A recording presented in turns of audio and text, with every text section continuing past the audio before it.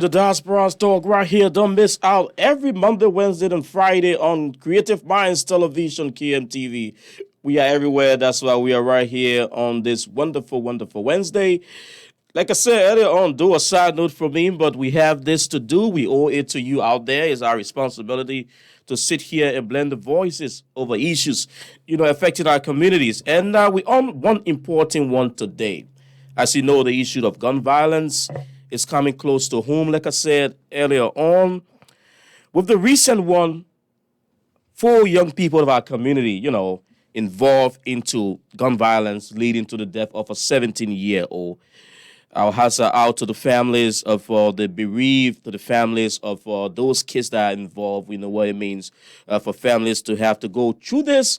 So, with everything interplaying, we are happy to have with us the chief, the chief of ATF here in Minnesota, and precisely he's the special agent in charge of the Simpor Field Division, William J. McCurry, and he's here with the Inner Hero team as well. One of them is no stranger on the Diaspora Talk. One of them is no stranger to the Liberian community generally. Ambrose Russell is the founder and CEO of the Inner Hero. He's here with us, as well as his program director and consultant. One of those, like I said, is not a stranger into the Liberian community, Gregory Coleman, a trained security expert, former police director of the Republic of Liberia, now here in the USA, offering his support as it relates to law enforcement through the Inner Hero and how we can blend the community, making sure that these issues of crimes and violence are hands on. And with all much ado, let me welcome the team. Well, if I will call it that way, so Willem, Ambrose, and Greg, it's so good to have all of you here with us this afternoon on Diaspora Talk. Thank you. Thank you, Cyrus.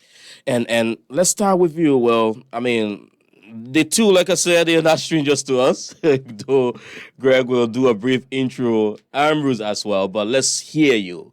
Who is Willem McCurry?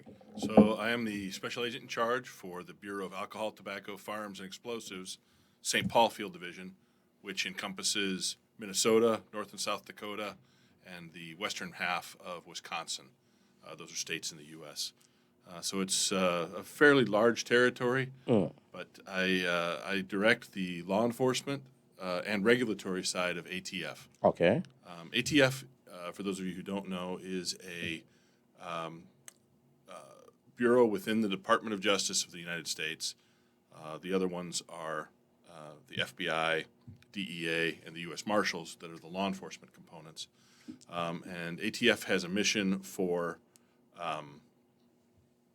both the regulatory side. We regulate the firearms industry in the United States, and we have law enforcement over the federal laws in the United States involving firearms, explosives, tobacco, alcohol, and we also do arsons that are federally involved. Wow. A lot under your belts. A lot on our So plates. just to tell us a little bit, I mean, how long you been in the area of law enforcement? You like to tell us about that? Sure. Yeah, I started as a local police officer many years ago, and I was in the Army as a military police officer as well. And then in 2002, I began with ATF. I was a special agent, which is the investigators, the guns and handcuff investigators. I began in Fargo, then I went down to Houston, Texas, where I was a supervisor for the gang group. And then from there, I rotated to a headquarters assignment where I was the division chief of the National Explosives Task Force, which was an FBI, ATF-led task force that tried to stop the criminal and terrorist use of explosives in the United States and abroad. From that assignment, I rolled out to become the assistant special agent in charge for the New Orleans Field Division, which was the number two for, under the special agent in charge. And I had the New Orleans Field Division is the states of Louisiana, Mississippi, and Arkansas. And I had specifically under me most of the time Arkansas and Mississippi, and then occasionally I had all three states. Wow. So And I know this comes with a lot of responsibility in the, working in these areas and, making sure that the issue of justice is dispensed, law enforcement coming all into play. So it's good to have you on this edition of our program. And let's also flip over to Greg. Greg, like I said, is really no stranger into the Liberian community, our nation as a whole. Greg, thanks for your service to our country. But on a brief intro, somebody seeing you for the first time on here wanted to know who Gregory Colmore is. Well, thank you, Cyrus. It's an opportunity to always relate to our people and to serve the community in whichever capacity we find ourselves. Okay. Greg is a law enforcement expert, served with the government of Liberia for 18 years within the security sector between police, national security, and Secret Service, and also worked in the economist sector as well, working with the Bureau of Concession, helping to monitor and evaluate large concessions in foreign concessions in Liberia, and then moved on to work in the NGO sector, contributing with the Inner Hero, and also founded my own NGO, the Sustainable Initiatives International. Okay. We're undertaking projects in Liberia right now. I also do some academic work for global initiatives and consult with other law enforcement bodies on special tasks as well. And I tell you, I know if Greg keeps going, there's a lot we will learn as well. And like I said, Greg, I know you're not a stranger. When I covered the police department in Liberia, you were deputy. And thanks for your service again. Thanks, Mike, Willem, for everything you do in keeping our country, the world safe. Because if the community is safe, we can sit here and do exactly what we're doing. The guy in the middle there smiling, he's not a stranger, Ambrose. Take it away just in a second. Yeah, if you're out there, my name is Ambrose R. Russell. I'm the founder and the executive director of the Inner Hero, where we educate, inspire, and build. Normally go by the community ambassador. We serve our people, and that is what we are called to do. And at the end of the day, we want to see the next generation becoming more productive than what it is right now. So it's a teamwork that hopefully will make the dream work. But it's you, I, and everyone that is here that are working together that will cause that generational shift. That hopefully we can leave a better world than what we met. That's a great one indeed, and I'm happy to be a part of this joining, making sure that we can all have a better world.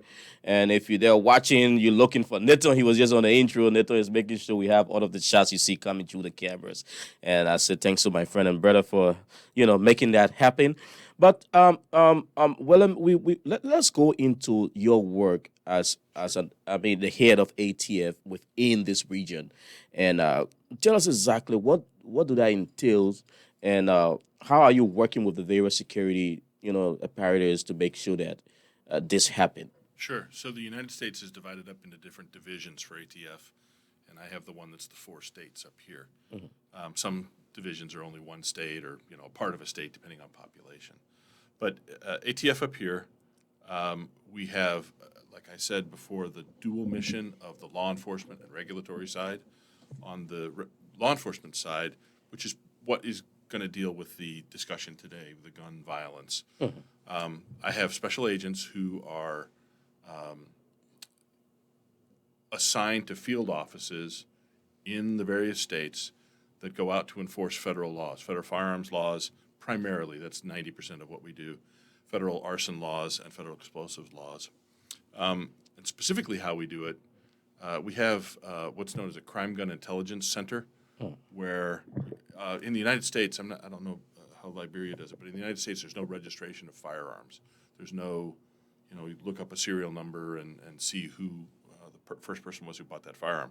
So in the other than firearms subject to the National Firearms Act, the machine guns, things like that, those are registered. But primarily, everyday use arms, they're not registered in the United States, but they are highly regulated. Okay. When a person buys a firearm through a federal firearms licensee, which ATF regulates the licensees, they fill out what's called a Form 4473 that says who they are, where they live, and they certify that they're not prohibited from possessing firearms, that they're not a drug addict, they're not a convicted felon, they're not wanted. There's 9 categories. They're not subject to a protection order, things like that. So when a firearm comes into contact with law enforcement in a crime, they'll trace that firearm, and we will help law enforcement with that trace to determine who the first original purchaser was. So the way we do that is, just very, very briefly, because I could go on for a long time. I know. With this. We'll call the manufacturer. The manufacturer will tell who they shipped it to. The wholesaler will then tell what retailer they shipped it to, and we'll contact that retailer and say, who did you sell this to? And that's where a lot of times you get a clue, right? Depending on how long it was from when the firearm first was sold till when it was recovered in a crime. Okay. What we have seen here in the Twin Cities especially is that time is shortening. Now, the fastest time I have ever seen a trace, we call that the time to crime, right? From when it left the lawful stream of commerce to being recovered in a crime. When I was in Mississippi, we had a firearms store that's just right across the state line from Memphis, and there was one that was bought at 9 o'clock in the morning, 10 o'clock in the morning, and it was recovered an hour later in Memphis at a shooting scene. That's the fastest I've ever seen, and we traced it, and the paperwork had been done, but it hadn't even been filed yet. So they were the tracing center called and said, anybody know this? And this is that person right here. So when we get information like that, we will see, along with the local police department, whether that helps solve a crime or whether that indicates that there might be some firearms trafficking going on. So we'll use that information to just see if there's anything suspicious about it, right? If there's clues to follow up.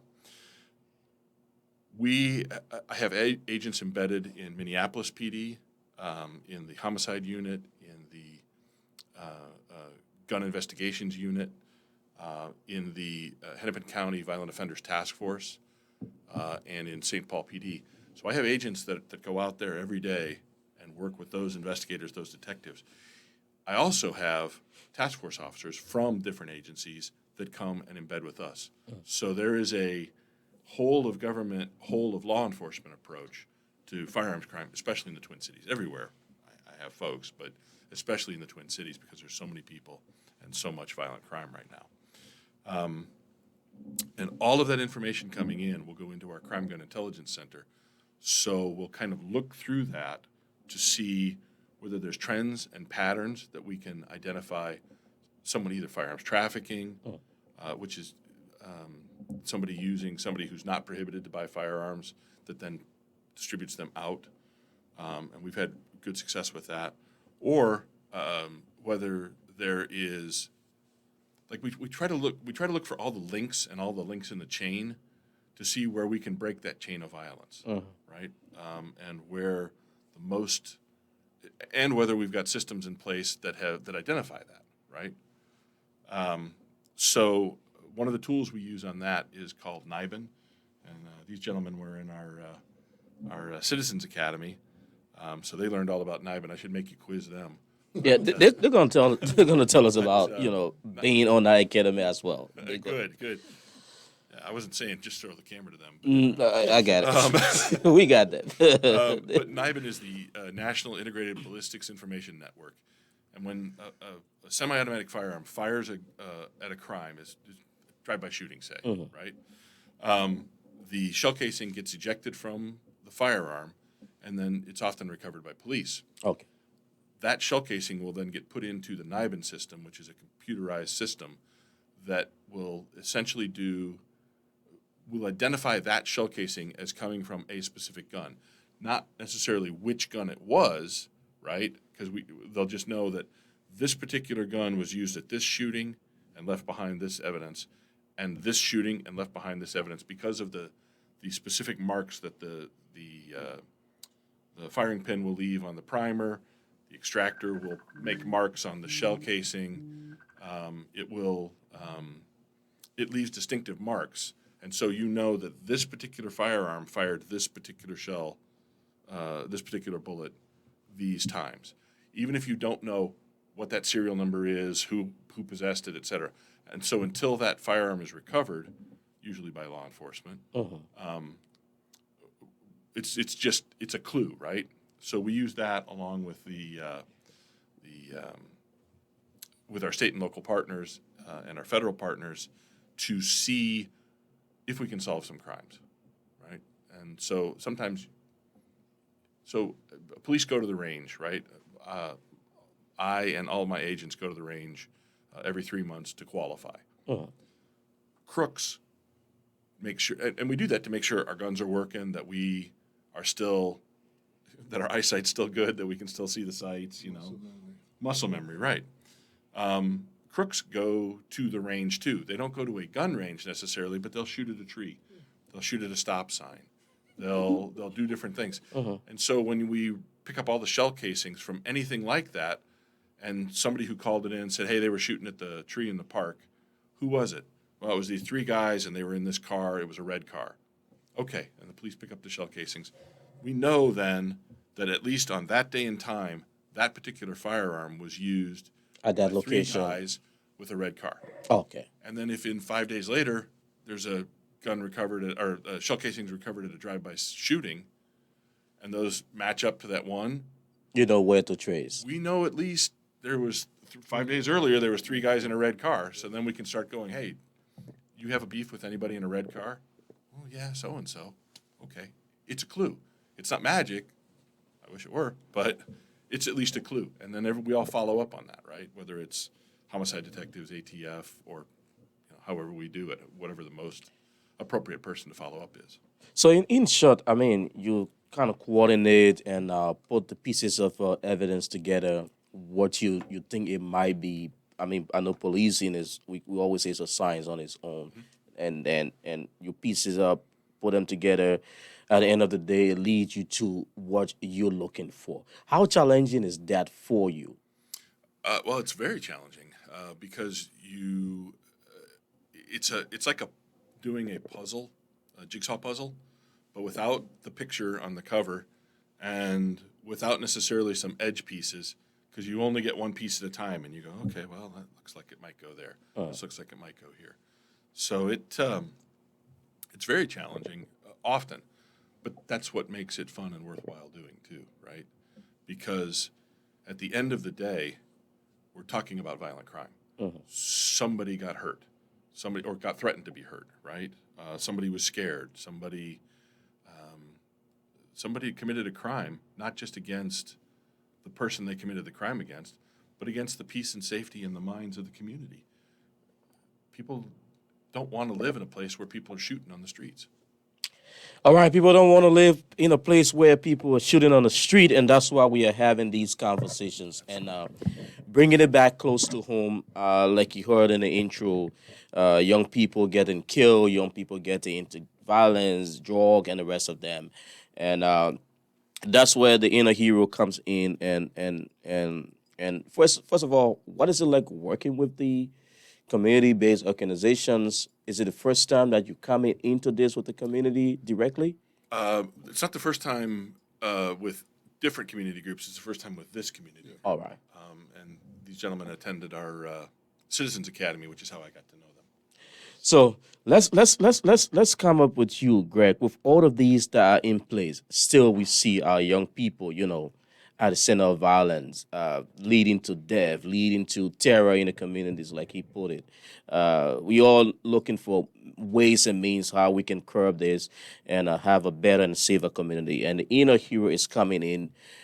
You as program director, tell us firstly, what was your own experience with the training? Probably both of you can just throw in on that before Willem feel that, we don't want to hear you guys. So let's hear from you first. What was it like going there into the academy? I mean, I know it's not 100% strange for you as a trained police officer, but that's another, broadening of knowledge. What was it like for you, firstly? It was indeed an eye opener. I mean, because ATF, I think I knew more about the FBI But understanding the dynamics of the workings of the ATF, you get a whole different appreciation for what they do and the details that go into solving a crime and their contribution towards getting things, recovered. If you look at some of the work they do in arson investigation, you'll be amazed as to how deep they go. So it was with all of my experience with law enforcement and everything. I think that was a great eye opener for me. I learned a lot from there, and I was just telling the special agent in charge, thanking him for the opportunity, and I hope that I will have another opportunity to even further that understanding of their workings and be able to see how we can apply it in other places when necessary. Ambrose. Yeah, just for me was me not having the security background, so to speak, and just being able to work as a community organization that I've worked with so many law enforcement entity and seeing another level of it.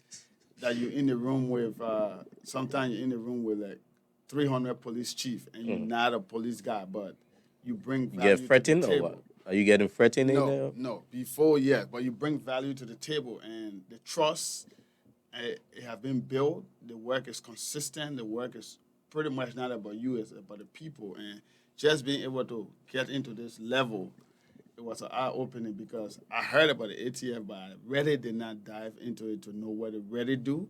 But going through the entire academy, learning different things. Real different things as a civilian guy. It was an eye opening, and I think furthering the partnership will bring a lot of good work to help, hopefully, decrease crime within our community, and maybe we can preserve some of these lives that have been taken away just for no reason.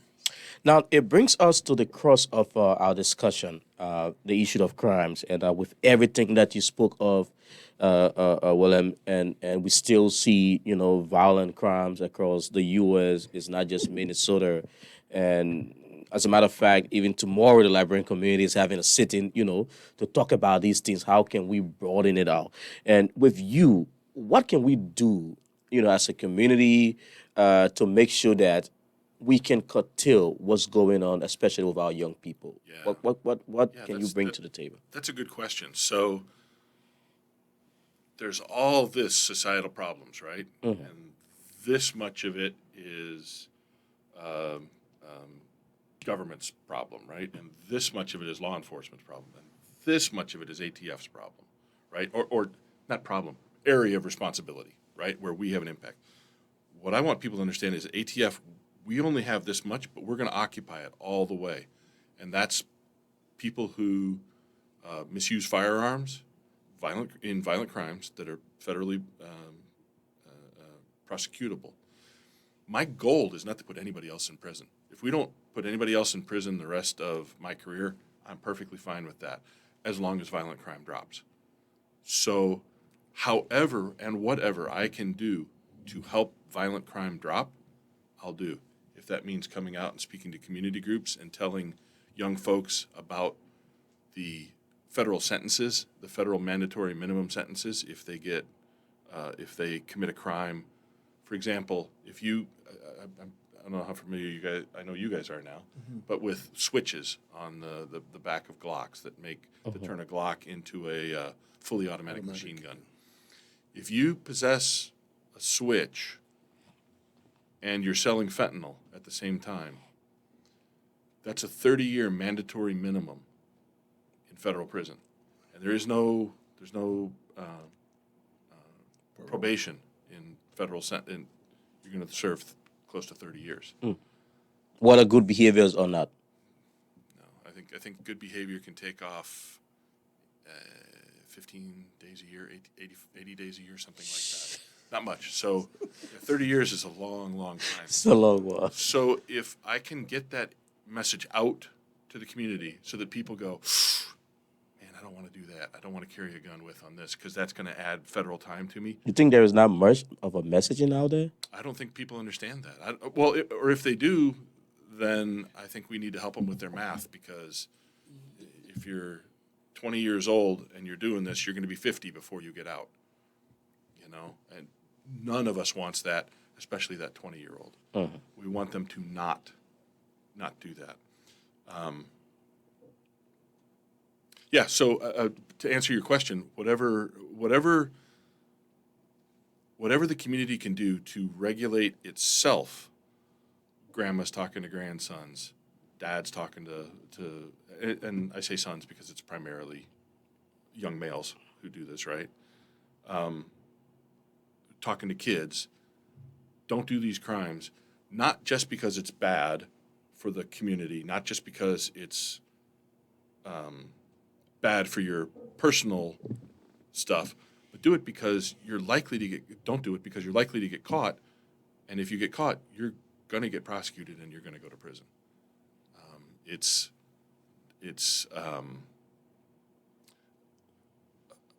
the sure and certain consequence eventually of actions. So there is no need for sugarcoating to that.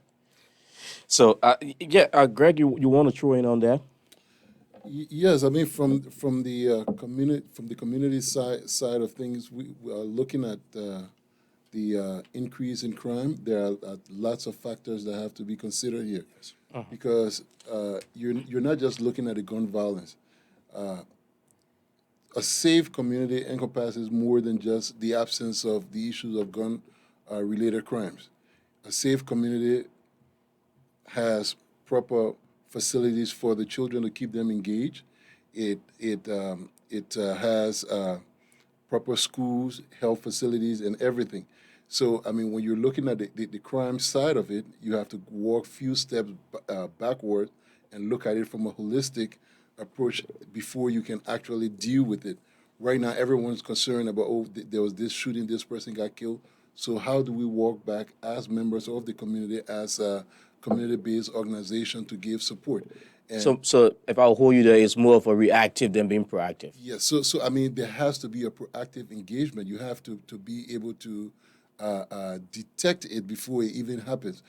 Apart from speaking of detecting it, I think I'm putting on my law enforcement cap. But from the community side of things, you have to ensure that you're engaging members of the community and those who are responsible for providing basic social services.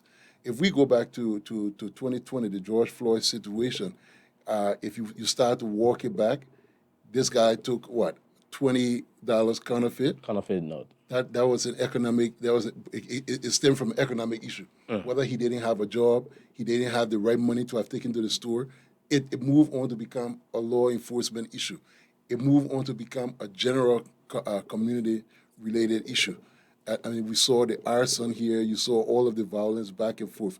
And since then, bringing that relationship with the law enforcement community and that of the regular community together has been a challenge. So law enforcement have to walk back and actually listen to members of the community. You're providing a service.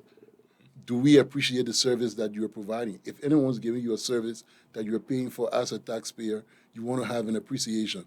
If I look at it from a law enforcement background, we always feel that we are trained, we know what we're doing, and we deliver it as per our training. But it's time that we step back and think, these people who you're providing the service for, do they appreciate it?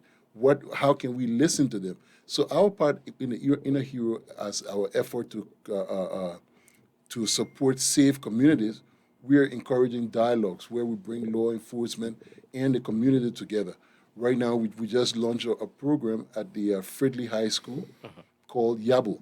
That's the Youth Advisory Board to Law Enforcement. Most of the people who are involved in gun violence are young people. Law enforcement is going to be dealing with them.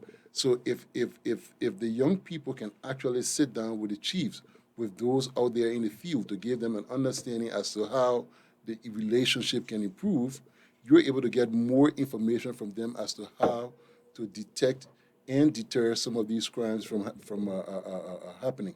So our contribution is of vital importance, and it cannot be achieved without the community coming together and law enforcement willingness for us to work together as a team. We have to come together to be able to solve the problem. But the issue of gun violence will not just go away. if those basic issues are not addressed. Now, and one thing I pick up from that is the issue of law enforcement giving the community and not maybe knowing what the community needs are. You know, drawing from on the street, rounding up people. Like you said, you don't want people going to jail for the if nobody goes to jail for the rest of their life. Once, crimes can be curtailed. So, what exactly will be the role of the community? And because you already talked about the role of law enforcement, what could be the exact role of the community? Maybe you and Ambrose could throw it on that. I know Ambrose recently we were at a gathering where parents and kids were face to face, knowing the needs of the kids, knowing what the parents should be doing to balance the struggle in the home, taking it away. But directly with the issue of the kids in the streets, drug, guns, what exactly could be the direct roles of parents and the communities? Well, I mean, before Ambrose come in, those who are committing crime are not from Mars. They are from within the community. Members of the community can identify these people.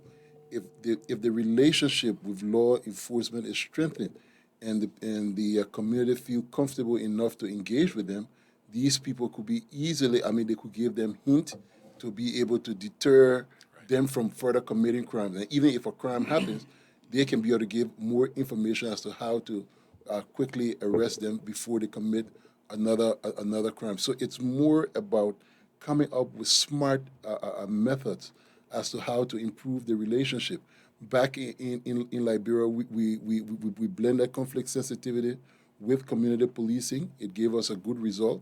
Right now here we're looking at the inner hero. We're looking at other smarter means. How can we look at the issue of anti-fragility and even look at it and blend it with community policing as well? Because you want to have a relationship with the community that can withstand shock. If the relationship with law enforcement and the police was anti-fragile, the George Floyd situation would not have happened. Because if you basically what it says, if you have this bottle in your hand and you drop it, it will bounce and come back to you because it just won't break. If you have a glass and you throw it down, it breaks and it shatters. So the relationship should be of such that it should be able to withstand shocks.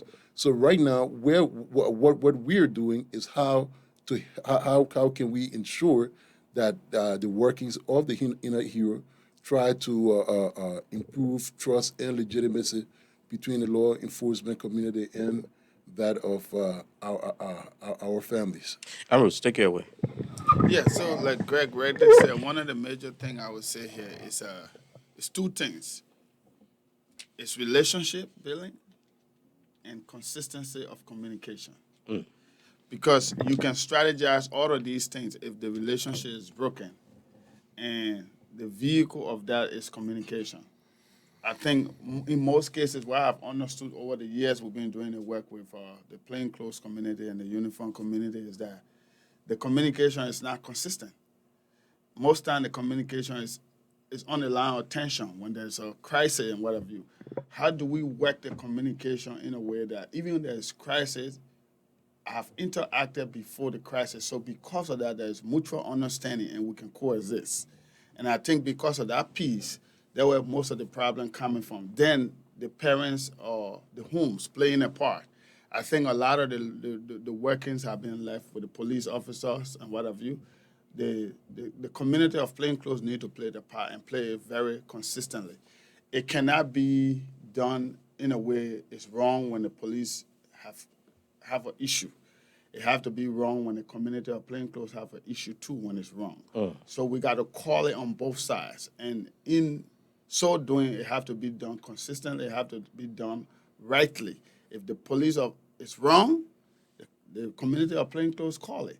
If the community is wrong, they should call it out on themselves. So until that is well balanced, there will always be this problem because the trust and the legitimacy, like Greg said, is not consistent.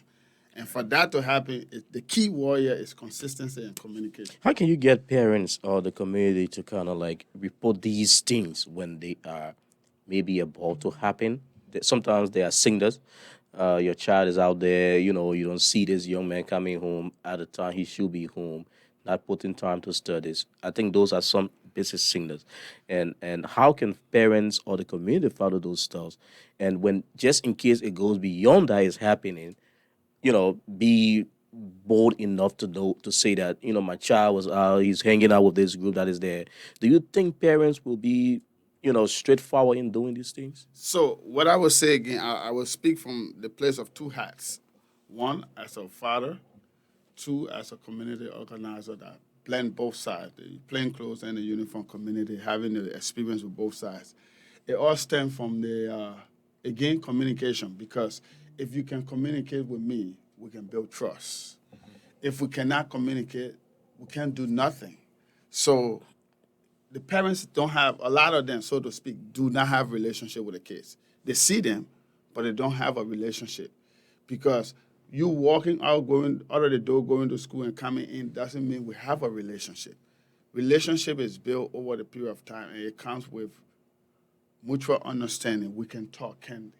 A lot of parents, me and Greg being community organizer and interacting mentor with the kids, a lot of parents don't talk to the kids. So those things slip through the cracks right before their eyes, simply because there's no communication. You're too busy working. You don't have time to sit and talk, because 10-minute conversation can tell you a lot. But how often do family have those 10-minute conversation? And those 10 minutes conversation can really tell you from the body language, from mistakes of saying the wrong words, from your attitude and what have you. It helps. Just on the table for breakfast. Like the kids come from school. You ask your son or your daughter, how was school? They say, good. Good being relative. Good can be anything. Can you broaden in the question, how was school today? What did you do in school? Math. What it is about the math that you love. And now the conversation is an open-ended conversation that you can start to expand. But most time people don't do it. So you miss in when the communication is not there. And that's the piece. And I know one thing that is not of a strange thing in all this is the issue of social media. If we had to look at it from your security standpoint, actively involved with these things, I know the ATF, the FBI do go to social media. They want to know how these things are playing, and how is it impacting or contributing to the effectiveness of these crimes on the streets we see? So I think when you get social media involved, things that in the past would have been handled by somebody arguing or maybe having a fist fight at school over a girl, or usually it's over a girl, but something, right? Somebody Yeah. got disrespected or felt slighted somehow. Now everybody in their network sees this slight, and you've got folks going, "Oh, what are you going to do about that? What are you going to do about this? What are you going to do about that?"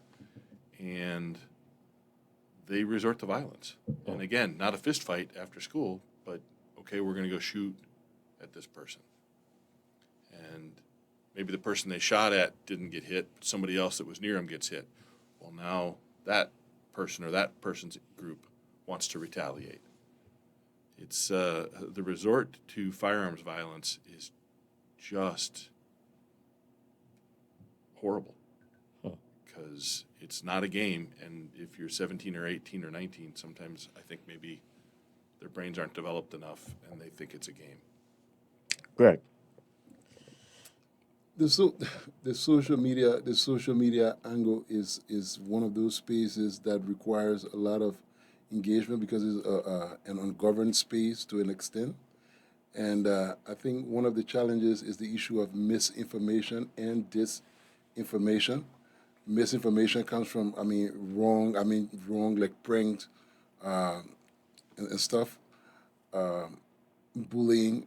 But then you have the disinformation part, where it's carefully calculated, just wrong information that's just put out there, with a malicious intent. So I mean, the social media space is somewhere that law enforcement need to pay attention to. Parents need to pay attention to the contents that their children are looking at. Where are you getting your information from? Not everything on the internet is true, because there's a lot out there. Because you ask me, I said, "What do you?" He says, "No, I saw it online. I read it online." Because you read it online doesn't make it true. So I think that is something that even with crimes, there's a lot of crime online right now through social media. You have children being lured into trafficking, sexual abuse, and a lot of other violent crimes through the social media platforms. Here in the U.S., law enforcement do a great deal, working around it. But if you come to our Liberian community, that's a very serious challenge. Well, the parents don't even check on those social media. Precisely. And then moreover, even understanding the issue of mis and disinformation, because I mean, you don't even know what is true and what's not true. I mean, even in areas where you have people well educated, you still have people getting confused. There's this something that someone posted on social media from the information allegedly should have emanated from the U.S. Treasury, indicating that after mid-January, all of the U.S. dollars below 2021 would Be be off no the mark. longer valid. And the information sounded so real, because they said it was meant to curb corruption, especially for people who had stacks of U.S. dollars in their home. So like once you didn't change the money within a certain time, people actually started to People buy have to bring it out. into it. So I mean, I'm just using this as an example, but I mean, it's so ungoverned that even the children, and right now, Ambrose was saying, parents and the children do not have a Relationship. relationship. I call this group the internet raised generation, because the mother comes home, she's tired. I mean, the child starts to whine. The next thing, through a tablet to them, and they're on it, and it's the tablet that they're communicating with. What content are they actually picking up from there? Another challenge, even beyond the social media, is the fact that most of the people who are feeding the young people information about law enforcement have not even had a direct encounter with law enforcement. They've never had an encounter. They're sharing other people's experience, and they're not even giving the children a chance to understand what it is, to build their own interpretation, to see if they can even strengthen that relationship to improve a reduction in crime in their neighborhood. So I think the conversation has to be with the law enforcement body, and not just the children, but the children and their parents as well. And Amber, I know you want to throw in on that just before we move on. And We wrap. The discussion is like I never thought that the time was going so fast, but we into it. just to add to that, one of the things with the new program that we have established, the Student Police Advisory Board, is to give the young people the opportunity to build, like Greg said, to build their own relationship. Because statistics have proven that 80% of the people who have misconception of the police or law enforcement never encounter them. Those misconceptions came from aunties, sister, dad, moms, and they grew up with it. If you go back to history and statistics of this country, even people of color, some of them, never had the time to interact with anything negatively, so to speak, in some instances. But the family members had those instances, and they made those experiences their experience, and they hold it as a stigma. So I believe the way how we can help change and transcend this next generation is that the security apparatus have to look like people who want to be in it and think it should be part of this, it should be for them. Like black people. For some reason, black people don't talk about having themselves into police. If you complaining about the present status quo, we believe that the inner hero for change to come, you and me have to be the change. And for me and you have to be the change, we have to become that body. We can't just pray for a legislation. We have to be the implementer of the legislation. Because when they sign a paper and you're not implementing that, anything they do is you're subject to agree. But how do we do this? Start talking. We can't tell them, but we can support them. And that's some of these programs we have that hopefully one or two of these kids in the program can see the need to be the next special agent, to be the next Chief Randall, and that can cause that dispensation shift because they have had the opportunity to build their own relationship and see that, oh yes, if I do right, I could be the one to change it. But how this happen, we have to give them the opportunity. We have to have the conversation. We don't tell them what to do. We can support what they want to do. And that's the work of a family. All right, that's the work of a family. And Willem, we understand that you've been in public-private partnership with different groups, nonprofit, Boys and Girls Club of America, the Law Enforcement Exploring Organization, Lighthouse Foundation in PA, Salvation Army Croc Center in Philadelphia as well. How is this working? How is this, contributing to the communities? Yeah, so those are some of the initiatives that ATF has done across the country. Like you were saying, the Boys and Girls Club in Philadelphia. We are reaching out to all sorts of community members. I'm having a talk later on in December with A Mother's Love, which I don't know if you guys are familiar with that, but it's a community organization in Minneapolis that supports the victims of crime, and it's mothers. Lisa. Yeah, Lisa Clemens, right? Yeah, and Donna Anderson. Yeah. But they'll go to the shooting scenes just to love on people. Okay. So they have a lot of. I think of it like this, right? You have as a person, but also as a representative of ATF, right, or DOJ. We have to put money in our social credit bank account, right? Oh, okay. In order for it to be able to draw on. If I'm at zero and there's an incident that occurs, I need and I haven't addressed anything or talked to anybody, and they go, "Hey, here's what happened." I say, "Here's what happened." People go, "No, that isn't what happened." But if I go out and show people who I am, show people who ATF is, interact with folks, and frankly, an inner hero, A Mother's Love, they have to invite us to these spaces, right? I can't just barge my way in, but we're willing to go anywhere and talk to anyone. But then I've put a little in that bank so that if there's an incident that happens, and I say, okay, yeah, there was a worst case scenario, right? A shooting was involved, and an ATF agent was involved. I can say, this is what happened, and have people go, I've met him, I know him, he's a truth teller, I believe it. I might still be mad, I might still be upset, but at least I'm sure that he's telling the truth. So I got to put that money in the bank, right? That social credit in the bank in order to be able to draw on it later. Not just me, all law enforcement, but I'm responsible for me and my agents, right?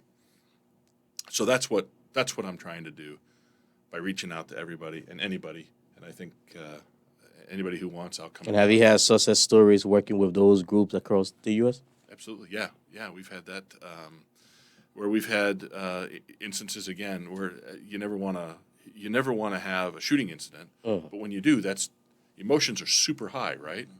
So that's when that social credit, that's when that, hey, I have trust and a relationship already, so that people are willing to go, okay, I'm going to give you the benefit of the doubt. Or when I say, look, I can't talk about this because it's still under investigation, I've already told people, hey, this is how it works when there's a shooting, or this is how it works. And people go, okay, yeah, that's right. I've heard that before. So, and again, that was just the worst case scenario, right? I'm willing to do it just to help people understand, and people understand how the systems work and how law enforcement works, specifically ATF. So I gave the worst case scenario there, but it's in good things too, right? Mm-hmm. Hey, we have somebody who has identified you as a possible witness. We'd like to talk to you about this, and have people go, okay, we trust you. I'm sure. So it's like firstly building the trust with the community. Absolutely. And making sure that when you step out and tell them there is this going on, people should be able to relate to you. Correct. So that's a huge one indeed. And gentlemen, I know we fastly out of time, but if we will, in our parting comments, or you guys wanted to comment on that? I think he just nailed it out. If we have to leave messages in the ears of our people listening and the faces of people watching, what will this be as it relates to cropping gun violence? If we cannot just eradicate it totally, minimizing crimes on the streets, especially when it comes to guns, drugs, you name it. What could be that strong message you think you can leave with our community? Well, He's like, you take it off first. Yeah. well, I think it's time for the community to stand up. Like I said earlier, it just doesn't start from one incident. It comes from a lot of places. So the community now need to start to speak up to lawmakers, to everyone who has got a part to play into this, whether it's legislations, whether it's allocating more resources to make communities safer. I mean, everything, all hands have to be on deck to get people to work together to ensure that we create safe communities for young people to be able to reach their full potential. Bruce? Oh, you want to go last? Okay, let's take you, Willem. Sure. We are a self-governing people, right? We get to decide what the laws are. We get to decide how those laws should be enforced, and we get to have a voice. I'm listening. I'm in this role, but I'm still a citizen. I won't be in this role forever. I won't have this responsibility forever. They make us retire. So Even though you don't want to retire anytime soon. we're listening. We want to know. It's appropriate that people tell us what they think, and it's appropriate that we, as public servants, not just listen but react. Right? And again, my goal is not to. I don't have a goal to put people in jail. Right? My goal is to reduce violent crime, and if I can reduce violent crime by going and talking to people, that's terrific. I would much rather do that. That's safer for everybody. Russell? Yeah, so again, at the Inner Hero, we educate, we inspire, and we build. I would say the key here is having the opportunity to create a space that we can consistently work together, we can consistently communicate, and we should be in a position to accept when we're wrong. Meaning our kids, ourselves, when we're wrong, we call it out, and we work for the change. Because if we cannot be leaders by example, we can never leave a legacy for the next generation to be greater leaders. So to be better leaders, we have to lead by example, and those examples come from us as the parents, the plainclothes community, the police department, what have you. Because at the end of the day, it is the legacy that we leave here for the next generation that matters. And that's why we all in this together for. And I tell you, that's why everyone in it together. On this edition of Diaspora Talk, you listen to them. I'm Bruce Russell. He's the founder and executive director of the Inner Hero organization. We also have with us the program director and consultant of the Inner Hero, someone that is not a stranger to us, Gregory Coleman, a man who served our country so wonderfully. He's also here now providing humanitarian service on the other side. And also with us has been the agent in charge of the ATF. And the ATF is the Bureau of Alcohol, Tobacco, Firearms, and Explosive. Agent in charge, William McCurry. He's the agent in charge of the Simpor FIU area, and he's been doing a lot, working with different communities, wanting to bring back that home to Minnesota. And those of you in our Brooklyn Park, Brooklyn Center, Crystal, New Hope, all of the different cities around, these are the guys to work with. And trust me, I'd like to say thanks to you guys for, leaving your schedules. Ambrose is now a stranger here. He always here with us. But Greg, it's good having you on the Diaspora Talk for the first time. We hope to have you guys as often as we can. Agent McCurry, if you think there is something you want us to help out with, we just a phone call away. Let us know you want a wall out there from your agents of something that you think the community needs to know. We are here and we will help get that out to our public. On behalf of the entire team, my name is Cyrus McGee, saying thanks for watching, thanks for being there on this wonderful Wednesday, driving around Minnesota. It's kind of a little slaky today, but it's much better than yesterday. I know we are Minnesota nice, that's why we can make it through the wet. And on this very side note for me, but I'm here to serve you, that's what we do. Nathan Charles being on camera, making sure we have all of the shots there. Until Friday when we are here with another edition, I'd like to wish you guys all of the best. Let's work together in keeping our communities safe, and like the police and the security say something, say something.